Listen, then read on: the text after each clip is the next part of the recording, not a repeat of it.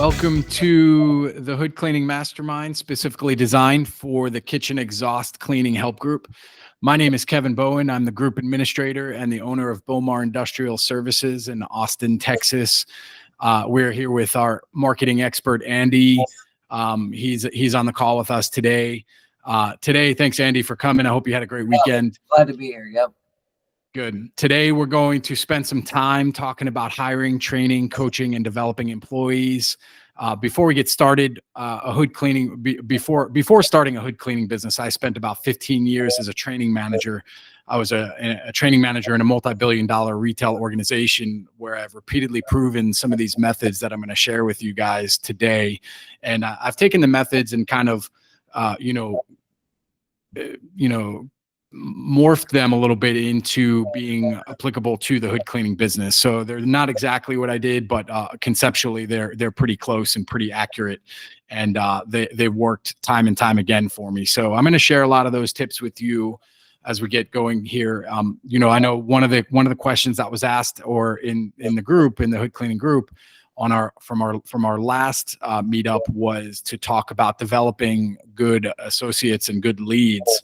So it really starts with foundational of hiring. So I figured we'd start there and then we'd kind of build on it. So today we're going to talk about a few of the basics, how to find candidates, different methodologies to use on finding candidates, how to interview the candidates, and setting expectations for them and what to do with them in the first 90 days. Because really that first 90 days for us, whenever we hire one person, we put them on a probationary 90-day trial period where, they need to follow and they need to execute the way we need them to execute. We don't expect them to have full knowledge of hood cleaning by any means, but we want them to be able to show us that they are capable of doing the things that we need.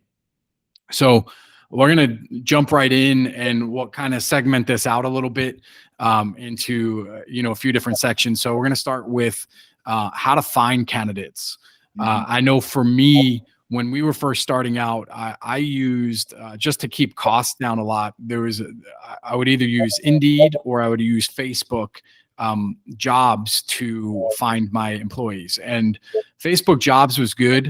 I believe it's completely went away at this point. I don't think you can post job postings on there anymore. So that kind of forced me to get into doing nothing but using Indeed. And in the very beginning, I had a lot of problems with Indeed because it was so costly to post a job posting out there, just the way they had it set up. More recently, as far as last year, things kind of changed with the way Indeed worked in their job postings, and they allow you, they only charge you on candidates that you accept.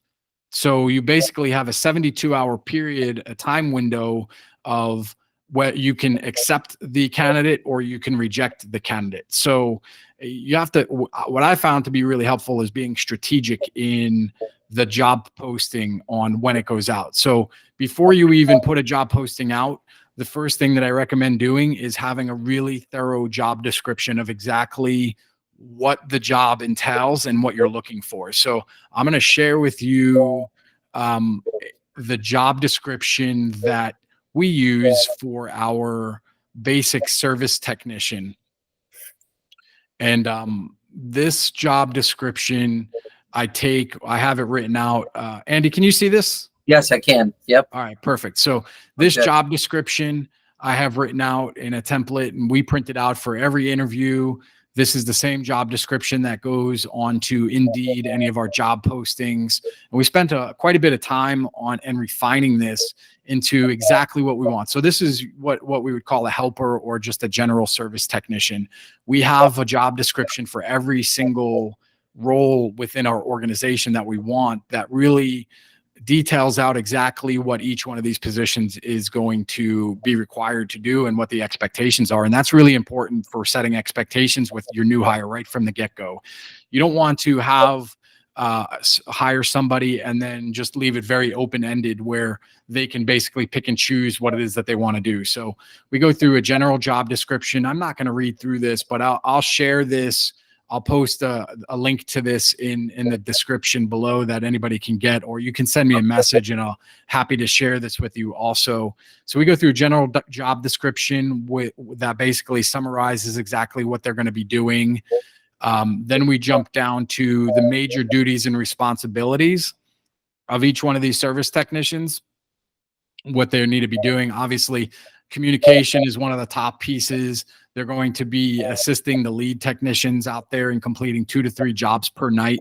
We want to put that out there right from the beginning so that there's no question on how many jobs they're doing or what the expectations are. They're obviously going to have to be able to climb a ladder. We're going to be working with grease and chemicals, looking through job notes, protecting customers' equipment, and you can kind of roll through the rest of that.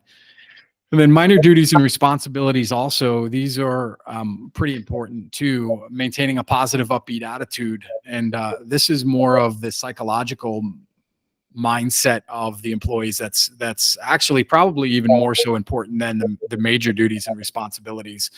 You know, you want somebody that's going to be positive, upbeat, have a lot of energy when they're going to work, the ability to arrive to work on time, ensuring crew's equipment and customer locations are clean, neat, and organized, following the completion of the work, and to assist the lead service technician with the day-to-day functions of completing the tasks, right? So these are all really important pieces. And actually, in my mind, these minor responsibilities and minor duties are actually more important than what the major duties are, because the major stuff you can train people on, you can coach people on that. But if they don't have these minor duties right from the beginning, you're gonna have a really hard time getting anybody to execute these major duties and responsibilities. Yes. That's a really important point, Kevin. I couldn't agree with you better. You know, you can teach how to clean, you know, a hood system. But the intangibles, you know, you can't teach a good work ethic. You can't teach, you know, a team spirit. So a lot of times when you see the intangibles there, you know, you know, put a high priority on that when you're looking at candidates. So Yeah, of course, that's a huge one in my book. And then qualifications for the job, it's not really there's not a lot of qualifications that you need to get started. Again, there's different schools of thought here, right? And my school of thought has always been hiring somebody that doesn't have a lot of experience and training them to be the way that I want them to be.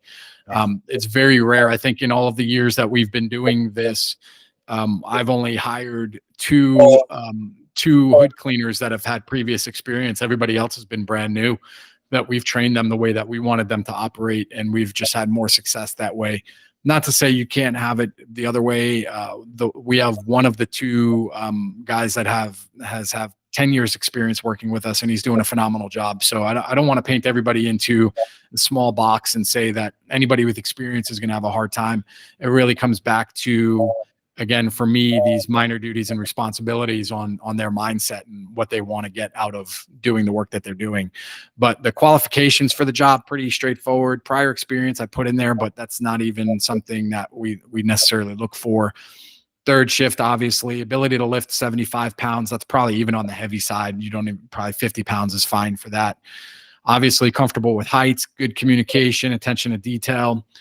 Ability to handle stress is an important one for me. Stress is a hard thing to handle for a lot of people, especially in our industry. But some of the things that cause stress for us are like, you know, you call an audible last minute. You go to a job and the customer's like, no, you can't clean here. So what do? So we're immediately on the back end. If that happens, we're immediately on the back end looking for another job that we can fill their spot so we can still at least get a job done.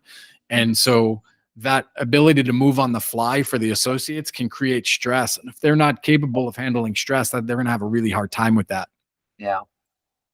And then reliable transportation to and from the office. That's always a challenge, right? Like if people can't get to work, they're going to struggle. So this is our job description that we use for when we're looking for just a basic hood cleaner, you know, a helper that we're gonna put out there. So Then what we do with that job description is we take it, we post it on Indeed, and then strategically we go back to Indeed and we say, okay, when do we want to post this job posting so that we can maximize the amount of candidates that we get applying for the job, and also we have the time and ability to sift through them really quickly and reject the ones that we don't want or we can't contact, so that we're only paying for the applications that we actually want. So depending on the need, on how many people we need to do, right? Because I know there sometimes we get to the point where we're like, man, we just need to start with a clean slate and get rid of everybody that we've had and just completely start over. Or sometimes we just need 1 or 2 people, and that's totally fine also.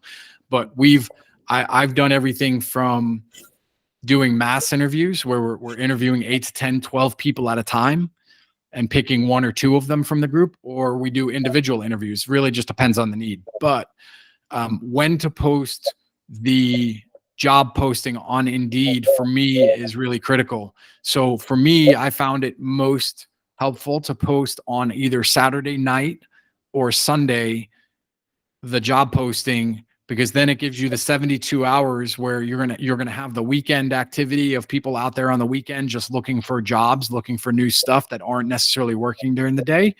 And then it's going to also give you a couple of days during the week where you can be reaching out to the candidates if you can't get them on the weekend, whether it be via text message or email or calling on the phone, and you can be reaching out to them. If they're not responding to you in a reasonable amount of time, go in and reject those candidates right away. Just get them out of the way. Don't sit there and keep trying to contact them. Don't go back and forth. Look through the applications that are coming in. If you're not happy with what you see right away, reject it and move on. But my theory is, regardless of what the resume says, how much content or detail is in the resume that they're applying with, try to reach out to every single one of them, because you'll get a lot of people. And what you'll find in this industry is some people will come in with a lot of detail in a resume and they'll interview really well, but their work is going to be terrible. And then you'll get the reverse, where people will come in with minimal anything, whether it be resume, they can barely hold an interview conversation. But when you talk to them, you can pull out some key details that you want or you need in somebody. And you're like, that person's going to be great. And they end up going on to be amazing employees. So don't judge a book by its cover. Look at every single application that comes through. And if you can't contact them for an interview, when it's time to actually work, it's going to be even harder to contact them. Yeah, that's the point. Yeah. You are going to get the best you're going to get from somebody right at the interview point or leading up to the interview point. So if you're not getting good communication from them to get an interview, to have an interview, you're not going to have good communication from them when you hire them. Do yourself a favor and just cut them. Yeah. Gone. And then you're left with, a handful of applicants that you like, that you're going to pay a couple bucks for to Indeed, and the listing expires in 72 hours, and hopefully you pick somebody out of there, right? So a couple things with Indeed in my book: use a thorough job description, 72 hours to review the candidates, post it on a Saturday or Sunday so that you have enough time to capture people looking for a new job and also review their information and contact every single one of them. If you don't like them within that 72-hour period, reject them. And then you don't have to pay the price for there. So the second piece is employee referrals. Once you build a base of solid employees, and this is kind of how we've rolled through it, is we built a base of solid employees through people we found on Indeed first. And honestly, in probably almost a year, I have not posted a job posting on Indeed at all. Yet we've hired and gone through plenty of employees just through employee referrals. Mm-hmm. Now, one of the things a couple things with employee referrals to remember is you need to have a solid team in place before you're going to want to take employee referrals, right? Like if you have really bad employees, you don't want to be seeking them out for referrals. Like if you have people with really bad habits, like they show up to work late they show up to work late, they don't communicate with you, they don't do this, they don't do that, you're getting callbacks on their jobs. Your new employees that you bring in that you're going to have work with them, especially if they're buddies, you're going to get the same results. Yeah, absolutely. Yeah, that was my experience. Even as you were starting, going through with Indeed, my experience was I had acquired a customer base, and with the hood cleaning was like a separate division, and they already had employees. And I want to take them all the time, but they were really bad employees. We didn't know about it. We weren't even focused on the hood cleaning. But whenever we needed more jobs, they were like, "Oh, I have a friend," but their friend they would bring, and it's pretty obvious, right? It's kind of like, oh, they're only going to bring guys who are just like them. And so eventually we just had to weed out all of that. And on the flip side of that, once we got good employees, whenever they recommended somebody, they almost always were a good recommendation, and so yeah. Well, that brings up the second point that I have for employee referrals, right? Employee referrals, you have to remember, are not a reflection of the employee that's referring the new person to your team. Because while you want and hope that they have similar habits because they're friends outside of work, doesn't always mean they will, right? Yeah. And so you want to encourage your team to bring more employees, to bring more good people to work. And you certainly don't want to make an employee that's referred somebody that didn't work out feel bad or feel guilty about that, because then they're not going to want to do it anymore for you. Yeah. Right. So we always make it really clear. We do in our staff meetings with our leads, we always make it really clear that, hey, we appreciate people, referring other employees in or potential employees into our organization. It's certainly cheaper for us to hire people that way, known sources versus unknown sources. And we have a better success rate doing that, but their performance is not a direct reflection on the employee that's referring, because once they're here, the onus is on them as the current employee now to perform. And sometimes they can't do it. And sometimes it's not for them. So that's, how to find the right candidate. Those are just two methodologies that I've used over the years, specifically in the hood cleaning business and how we've done it. If you have any questions, certainly let me know. I have a question for you. Sure. Do you offer any kind of incentive to your current employees for an employee referral? Do you, give some kind of reward or anything like that? Or you've never had the need to? Would you recommend that? Well, you can do it. We've definitely done it before. I've done it both ways. I don't do that anymore. But it was like, we would do it and they have to stay with us for like 90 days or something like that before that would pay out. It wasn't a lot. Like it was like $100 or something like that we would pay them out. I guess you can do it however you want to, but the reality is we give bonuses in other ways, right? Through job performance. And so, like the employees that work here are motivated to have other employees that are going to help them achieve those bonuses, right? Because we have bonus tiers, right? So like you have a tier 1, tier 2, tier 3 based on, how much they perform or how many jobs they get done. Yes. I don't want to get into the exact details of it all here, but that's a whole nother conversation.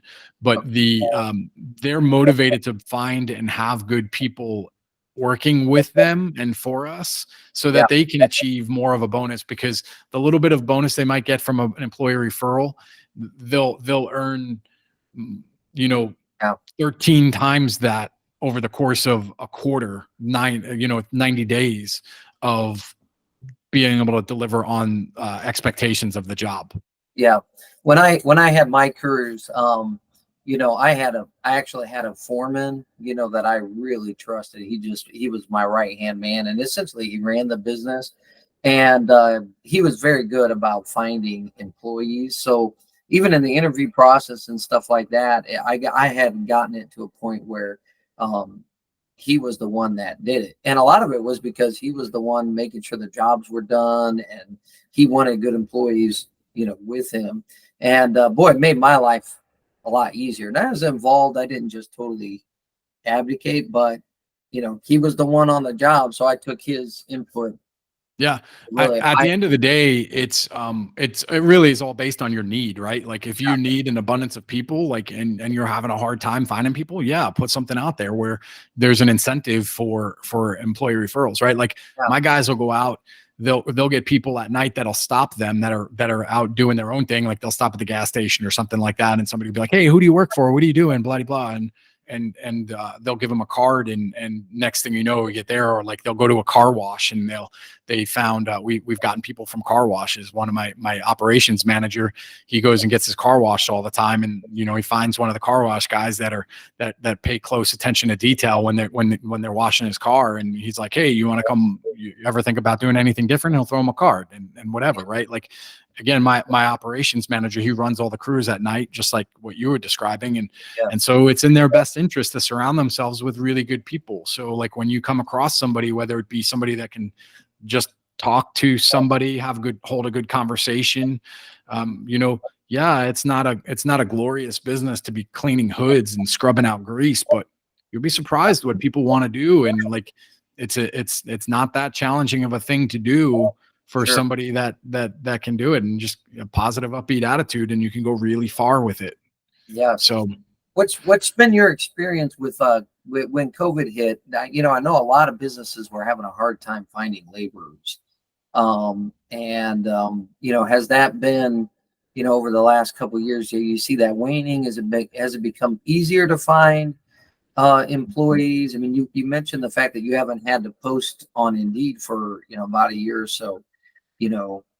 Is that because you're so we have girls? definitely posted on Indeed. It's been about a year, but even during COVID, I was lucky enough, I guess, to never struggle to find people to work for me. I don't know why. I don't like, I could just write it off as luck. Maybe it's through my experience. Like I said, I've done this for hiring, training, coaching, and developing people for 15 years. So Yeah. this is more of a natural thing for me than actually getting into the hoods and scrubbing out the hoods. Yeah, absolutely. So, but And good people, I mean, there's definitely been a lot of struggles there for people. saying, you got good people, and good people attract good people, and their circles of influence. Now you're probably drawing, so even though it appears like luck, I'm sure I'm sure there are factors that go into it, down to for sure. your systems, your organization, the recommendations that your current employees are giving. They all play a part. Well, I mean, the systems really is like one of the big things that you hit the nail on the head there, right? Like, Yeah. When you're like we have systems and processes for every bit of our business, and one of the foundational things is for any business is actually in my opinion, two of the foundational things for any business is financials and people, right? So when you look at people as being a foundational piece, hiring people is one of those pillars underneath the foundation of people. And we have systems and processes in place for every single one of those things. So like when it comes time to hiring, we go to our system and our process for hiring people, and we pull that out of the book and we say, okay, what do we need to do? And we just revert back to exactly what we know works. Yes. Why change something that works? Why try to reinvent the wheel? Yeah. And, systems are scalable. But also they allow good people to thrive. And your business, my business, it's not going to thrive unless we have good people. When I had my hood cleaning experience with my business, when I had the bad employees, my life was miserable. The call, 100%. The dealing with them. I mean, I had employees stealing. I had employees smoking weed on the job. I could just tell you stories after stories. But when I got the good employees, man, business was like heaven. I just could not express just how wonderful it was. And it all came down to good people. And I realized, like you said about financials, paying them became very important because I wanted to keep good people. My pricing strategy was very much centered on the fact that I've got to be able to keep these good people. I don't want them to be wooed away. I don't want them to be searching for other jobs. Once I found, those people who made business golden, it became very important to me to make sure that I kept them. And systems help with that, even down to, your financials and how you bid jobs and quote jobs. But anyways, I digress. Sorry, but there's one thing you never mess with your employees, and that's their money. Yeah. Right. Like if there's ever a discrepancy over a couple of bucks, it's always the employee wins. You got it. You know what? It's fine. I don't care. Like, we're not going to sit here and argue over, did you work an hour extra or did you not? Right. Like, it's always going to be like, okay, here it is. It's not the end of the world. So keep happy employees and your customers will be happy. Your job will be easier. It all starts with your employees. Absolutely. So let's move on. Let's move on here. We're going to go to the second point is, how do I interview candidates? Right. So my interview process is not really, I don't know. It's not your typical interview process. I've never followed the standard interview guides of asking questions. Even in corporate America, when I was a training manager for this organization, they gave us a packet filled with interview questions, and that was never me. Like, I'm not going to find my employee that I'm looking for by asking these canned interview questions. So I just kind of developed my own system, my own process for interviewing people. And it really starts with, an energetic interview. And for me, I would tell the employee to meet me at a certain point that is, I don't know, 50 feet, 100 feet, 200 feet away from where we're going to sit down and actually have a conversation. And so I would walk up, introduce myself to the employee, shake their hand, and I'm going to, just, hey, how you doing? Do the introduction, and then say, all right, come back with me. We're going to go sit down and have a conversation back here. And I'm going to start to walk, and I'm going to walk at my normal pace, right? I'm going to walk. This is what I like to call the speed test. I'm going to walk at my normal pace to where we're going. And that interview candidates, this is test number one. That interview candidate's going to do one of two things. They're either going to keep pace with me or they're not. Right. I'm not the fastest walker, but I walk with urgency when I want to get places. And I want to know that other people have the ability to keep up. Right. So in our jobs and what we're doing, we're looking for people that have a strong sense of urgency at night. Right. So if you're going to mope around and you're going to mope up to take your time and drag up to meet the interview candidate, that's what they're going to get. That's what they're going to give you right back. Right. So start out with some speed and some energy getting up there and see if they're going to match you. If they're not able to match you, again, you're going to get the best out of your interview candidate right in the very first interview. So if they can't match you during that, they're not going to be able to match you when you get to work either. So that's what I do. That's how I start my interviews. Very first thing I do is a speed test. They don't even know they're being tested yet, but it's one of the easiest ways to do it. Okay.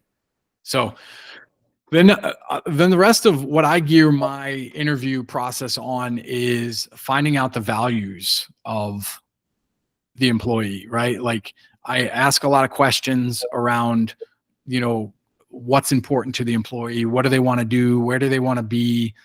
What are the challenges that they faced? What did they like about the previous places that they worked for? What didn't they like about the previous places they worked for?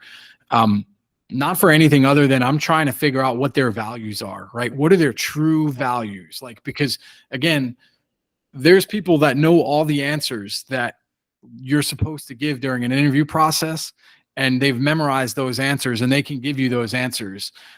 But what I want to do is I want to kind of peel back and really get some examples of how those answers fit into their real life. And so,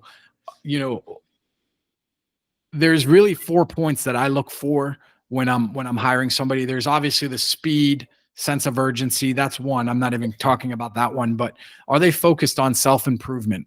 Do they want to grow themselves personally?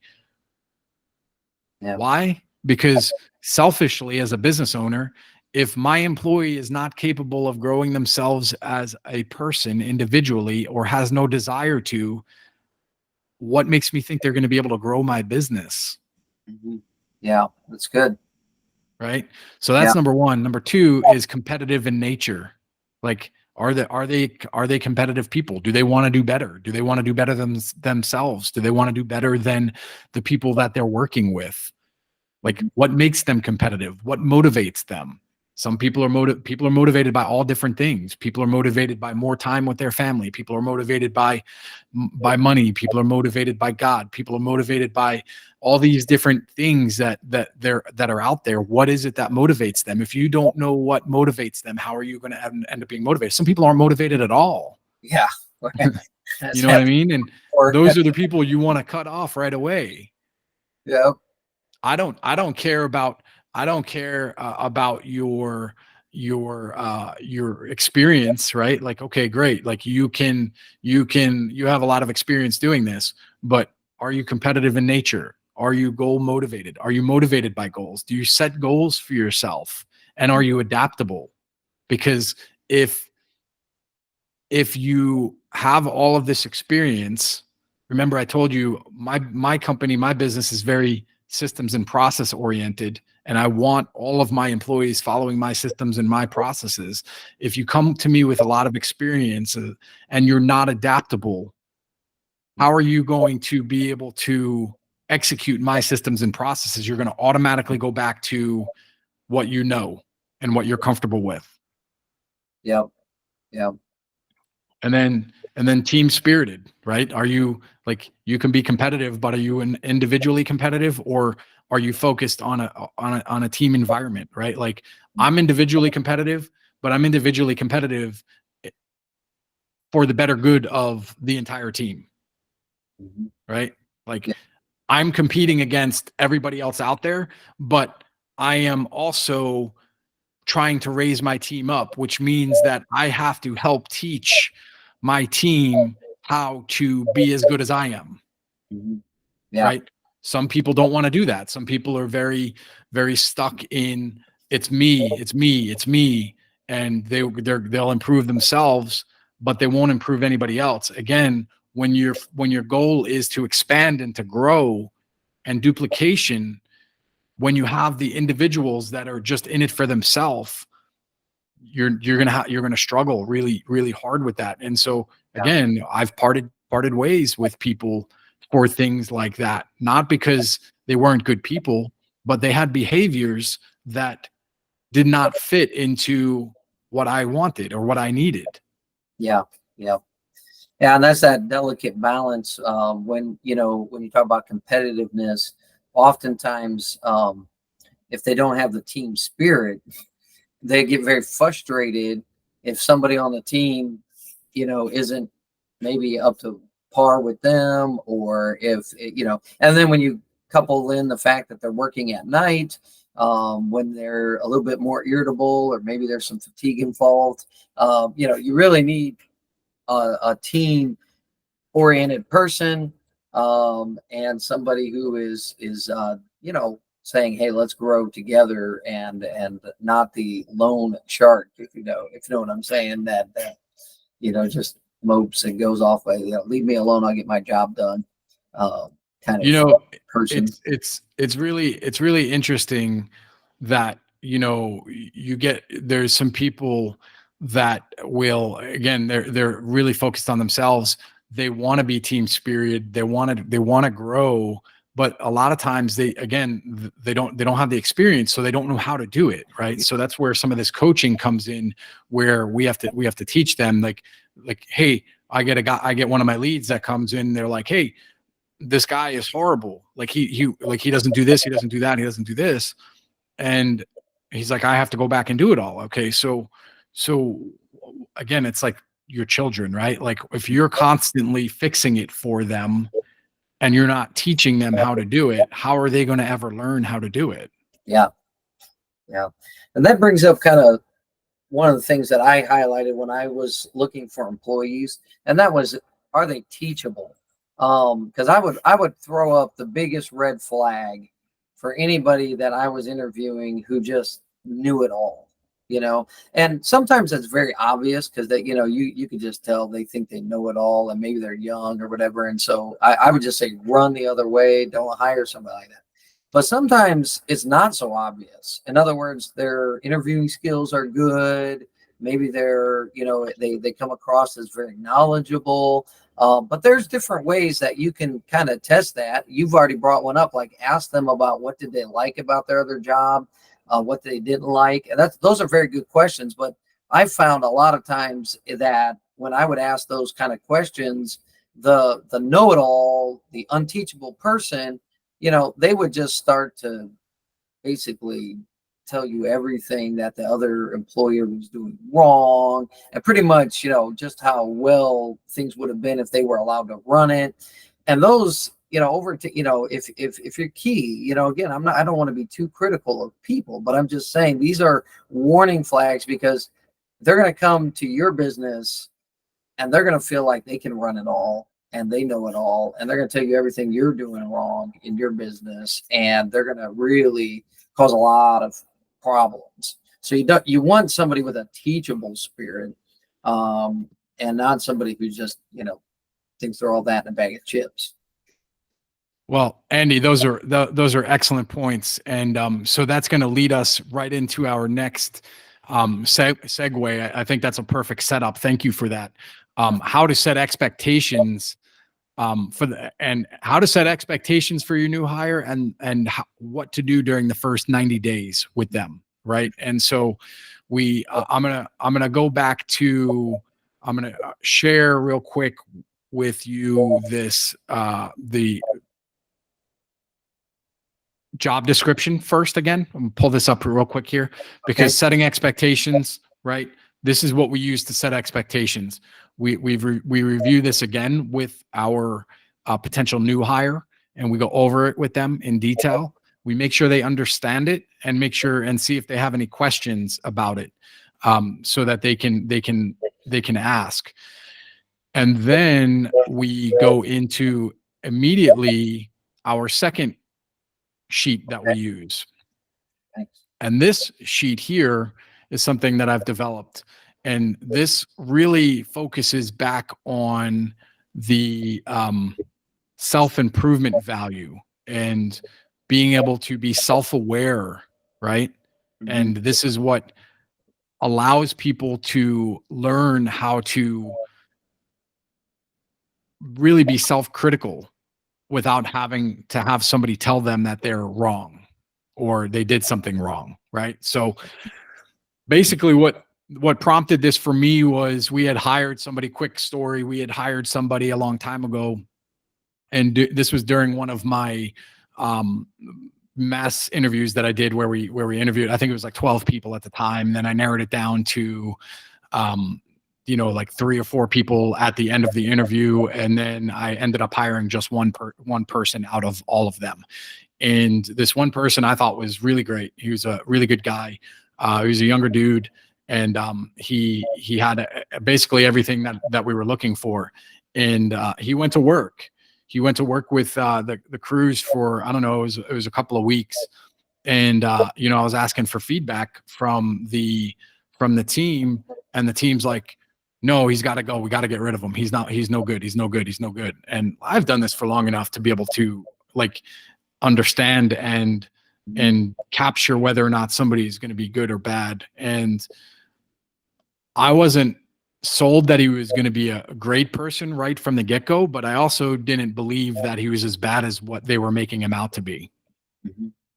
So what I did was I said, okay, well, let's rethink this, because I spent a lot of time. We were having some struggles with getting people. So we went through this process, and I used everything that I've got over the years to really identify and figure out if this person was going to be good. So I took my leads that were giving me the feedback, and I was like, let's sit down and let's just kind of walk through what is it that you're looking for somebody to come work for you as a helper. What do you want them to be? And, they went through and they started listing stuff out. They said, we want somebody that's going to be on time. We want somebody that can communicate well. We want somebody that's strong-willed. We want somebody that's reliable, positive, upbeat attitude. We want somebody that's has a willingness and they're open-minded, and we want somebody that's got common sense and personal accountability. They went through and they picked out all of these 6 points. I said, okay, cool. You've got all of this stuff written out. So let's go back through this employee X over here that you're saying is not good. And we're going to say yes or no. Are they on time? The answer is yes. Okay. Do they communicate? The answer is yes. Are they strong-willed? The answer is yes. Are they reliable? Do they have a positive, upbeat attitude? The answer is yes. Do they have a willingness? Are they open-minded? The answer is yes. What about common sense and personal accountability? Well, they're kind of on the border there. And their eyes all open. They're like, we're telling you that we don't want this person here anymore, but the things that we want, he's delivering on. Yeah. And I said, exactly. So what do you want to do? Do you want to get rid of him? No, we don't want to get rid of him. And this kid ended up going on and worked for me for probably a year and a half and became a lead. And he was a really solid young man that worked for me until he moved away. But so we went to this and this was so this is a self-review, what we do for all of our employees. And so we give this to every new hire and we tell them right from the get-go, this is how we operate our business. So you have this job description, and then we have this self-review, and these are the things that we're going to be looking for from your self-review. And we're going to do a self-review every 30 days for the first 90 days during your probationary period. And so what that means is that every 30 days from the day you start, we're going to have you come in and you're going to rate yourself on all of these things. We're not going to rate you. You're going to rate yourself because, again, we want you to be able to improve yourself. Our number one company value is self-improvement, right? So we want you to be able to review yourself, but we also know that you need to be able to self-identify where your opportunities and your strengths and your weaknesses are, because again, I've been in this, been managing people for the better part of 15 years. And I also know that if you're not, as an employee, if you're not able to identify where your opportunities are before I tell you about them, your wall's going to go up and you're not going to be receptive to anything that I have to say. Yeah. So that's really what we good. do is we give them this sheet of paper, and during the interview process, we say, this is what we're going to do. This is how we're going to do it. And so they know exactly what we're looking for. We're an open book test, right? They know exactly what we're going to be looking for. They know that they're going to be reviewing themselves, and we go through it. And so they rate themselves every 30 days on, have they been on time? Is this an opportunity? Is this meets expectations, or is this exceeds? Right. And like, they know if they've been late, we know if they've been late. So they can't say that they have or they haven't been late.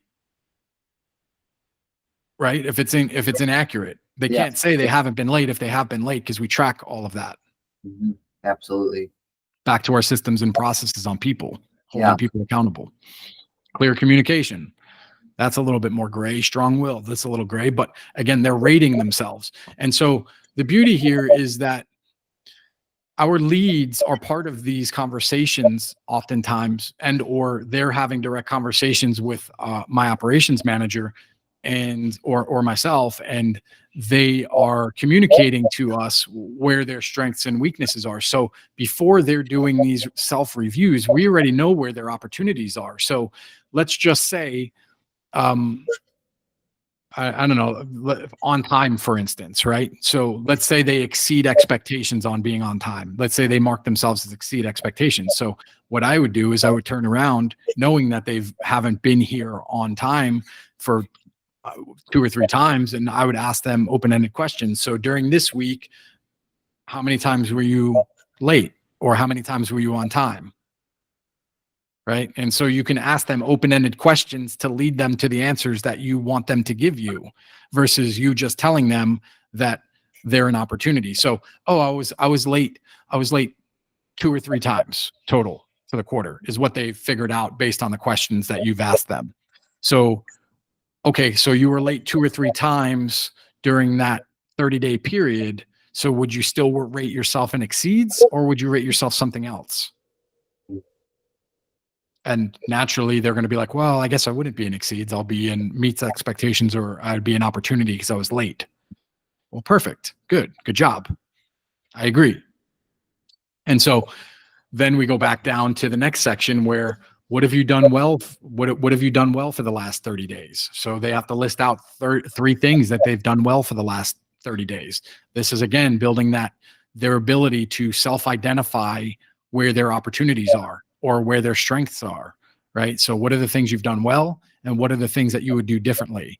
And so we would use these. They would have to fill them out. They have to put them in there, because when you ask somebody how they did, and we want them to analyze themselves, they're immediately, every single time, going to go to the things that they screwed up or they did wrong. Right. And we don't want to build off of that. We want them to be able to identify the things that they did really well. And we want to celebrate those small wins, because those small wins built up over time turn into big wins. Yep. And the things that they would do differently are things that just require a little bit of tweak here and there in a lot of cases. And those are the things that they should be focusing on for the next 30 days. Yeah, that's good. So this is the sheet that we use. And then again, personal growth goal. What's a personal growth goal? I can really care less what they put down here, but I want them to start thinking in that way. Like, how do I want to grow? How do I want to grow personally? What do I need to do to grow personally? And so we go through this. So I'm going to stop sharing that. That is, again, it's just another tool that we use for how to set expectations for the first 90 days. The first 90 days for us is their probationary period. When they come in, they know it's their probationary period. During that 90-day period of time, they don't get a lot of leeway. They have to perform, or they're not going to stick around. And we will exit people from our business within that first 90 days, not because we don't like them as people, but their behaviors are not aligning with the behaviors that we want them to have for our business. Yep. That's the key. I would just really emphasize the importance of, following through with that, because what you're doing is you're establishing a culture. And even if you're desperate, you're desperate for employees, I think you're way better off, standing by your run short. Yes, we're standing by your principles and your culture and the direction you want your business. Because if you start cutting corners, then those employees will run the show, and you won't have a leg to stand on when you try to enforce it, later. So what are some ideas that you would give to a company that's already in business but hasn't established this kind of culture and hasn't, really done this? What are some ideas that you would give in order to get the ball rolling in this area and get it started? What I would say to do is to take it and start doing it, right? Like you got to rip the Band-Aid off and start it, right? Like, you can't ease into it. What you can do is, you have to, again, you have to be self-aware. You have to identify what the problem is, right? And what do you need to solve? Is the problem that you're burning through employees and you can't keep employees, you can't retain employees, you're having a hard time finding employees? Well, that's a perfect reason to start doing this, right? Absolutely. That's a perfect reason to implement systems and processes that are going to make your life easier. Because I can tell you that I have the systems and processes that are here. I don't have to be here for this stuff to happen, because my leadership team knows these systems and processes, and they execute the systems and processes. All they have to do is execute what's already been set up for them. And so I would, immediately start, right? Like, start with your leaders. Who are the most important people in your organization? Go through this. Have some eye-opening conversations. Again, 15 years I spent in corporate America doing this sort of thing. And my reputation was built on taking over broken stores in the retail world that were bottom performing stores in the company and turning them around into top performing stores. And the beauty of that was I did that with 80 to 90% of the same employees. Yeah. Right. And it was just simply giving report cards. Like, how do you, like, if you're not telling people exactly with facts and data how they're doing, everybody's going to think they're doing great. Yes, absolutely. And it doesn't do anybody any good. And you, as a business owner, specifically, are going to have your frustration levels go through the roof. Yep. Yep. You So got to be honest. I took over that crew, and I tell you what, it was such a mess. They were not cleaning the hoods at all. They wouldn't show up on time.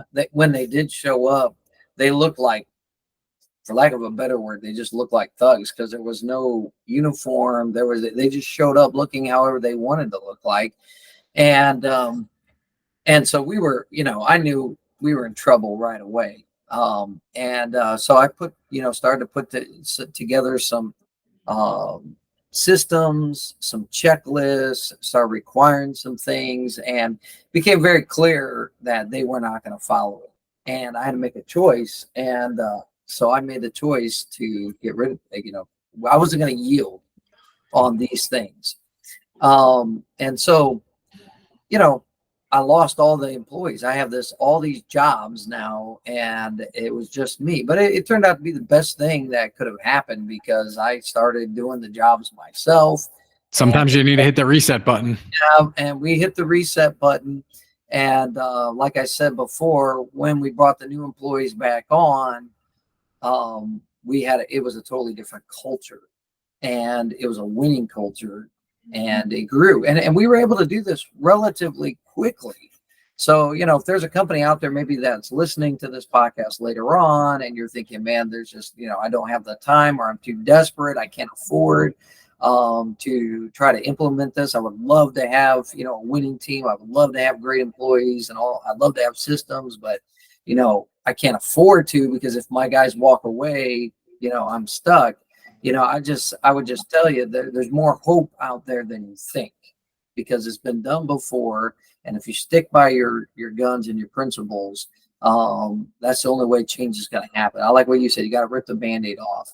And, it doesn't have to be like me, where all the guys went and walked and I had to start over from scratch. Hopefully, maybe some of the guys will jump on board with you and be part of the change. But if not, you can turn this thing around, and you could turn it around a lot quicker than what you might think. My recommendation, we're getting really close to having to end this here, Andy. So I'm gonna leave with one closing thought.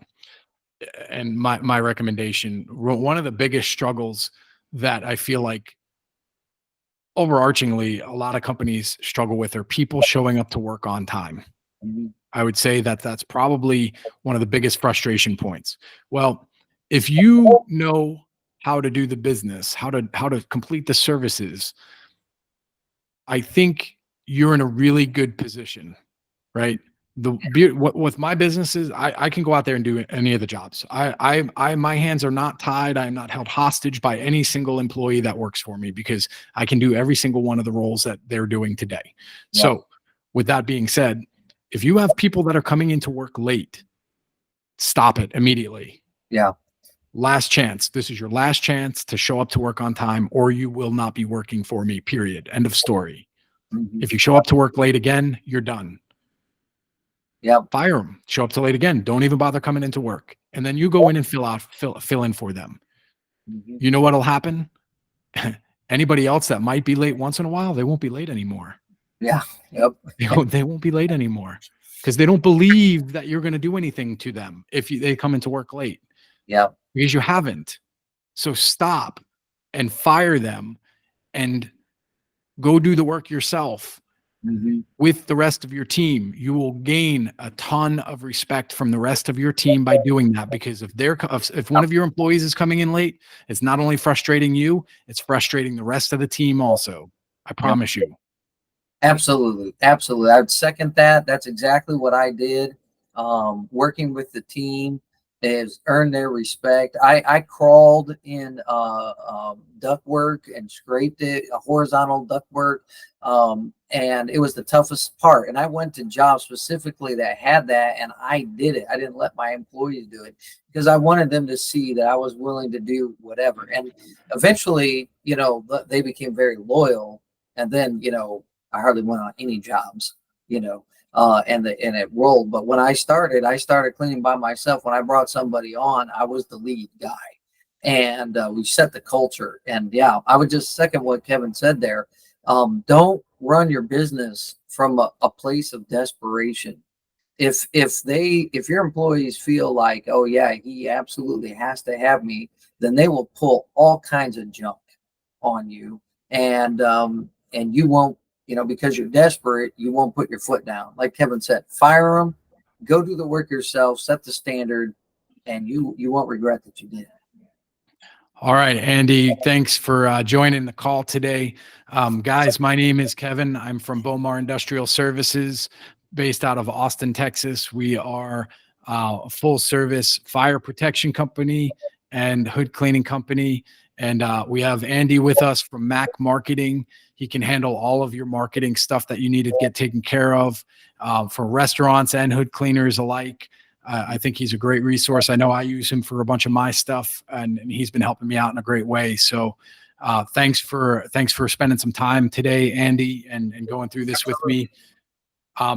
Soon we're going to be having some other guests come on. I know I've been talking with Drip Lock, one of my favorite companies for grease containment systems and Awesome. and some hinge kits. They're going to be joining us in one of these next upcoming calls. So you definitely want to check in on that one. And we'll be looking for some more content to do some more of these meetups with. So thanks for joining the call. Thanks for watching. Appreciate it. Everybody have a great week.